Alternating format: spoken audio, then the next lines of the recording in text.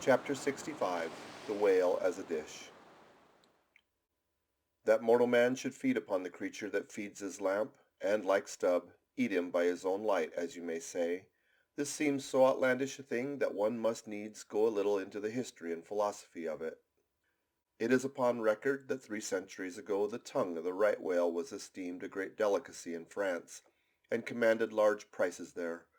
Also, that in Henry VIII's time a certain cook of the court obtained a handsome reward for inventing an admirable sauce to be eaten with barbecued porpoises, which you will remember are a species of whale.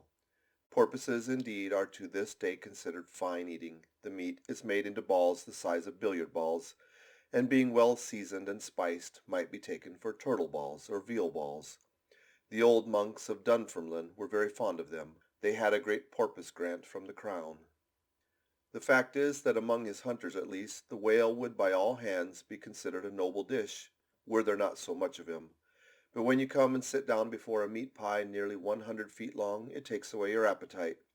Only the most unprejudiced of men, like Stubb, nowadays partake of cooked whales. But the Eskimo are not so fastidious. We all know how they live upon whales, and have rare old vintages of prime old train oil. Zogranda, one of their most famous doctors, recommends strips of blubber for infants as being exceedingly juicy and nourishing. And this reminds me that certain Englishmen, who long ago were accidentally left in Greenland by a whaling vessel, that these men actually lived for several months on the moldy scraps of whales which had been left ashore after trying out the blubber. Among the Dutch whalemen these scraps are called fritters, which indeed they greatly resemble, being brown and crisp and smelling something like old Amsterdam's housewives' doughnuts or ollie cooks when fresh. They have such an eatable look that the most self-denying stranger can hardly keep his hands off. But what further depreciates the whale as a civilized dish is his exceeding richness. He is the great prize ox of the sea, too fat to be delicately good. Look at his hump, which would be as fine eating as the buffalo's, which is esteemed a rare dish, were it not such a solid pyramid of fat.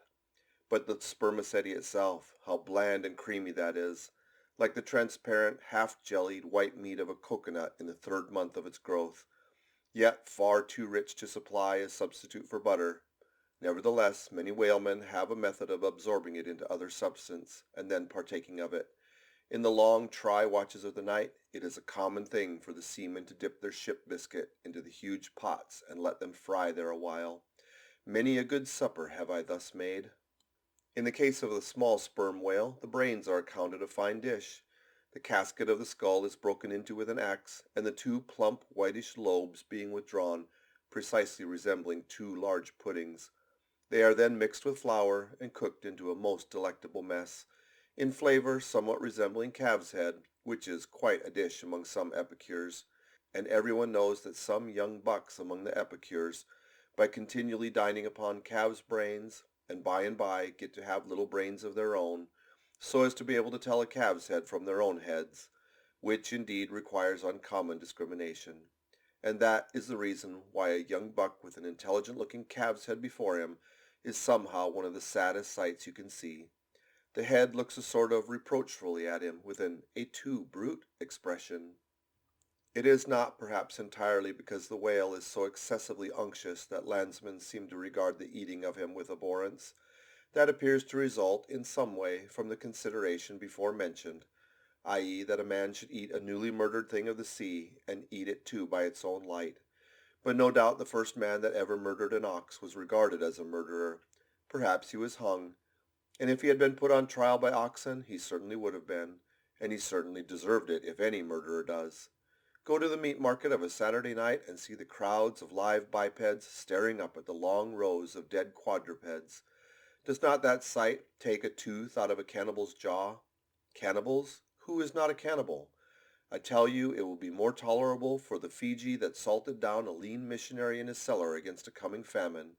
It will be more tolerable for that provident Fiji, I say, in the day of judgment, than for thee, civilized and enlightened gourmand, who nailest geese to the ground and feast on their bloated livers in thy pâté de foie gras.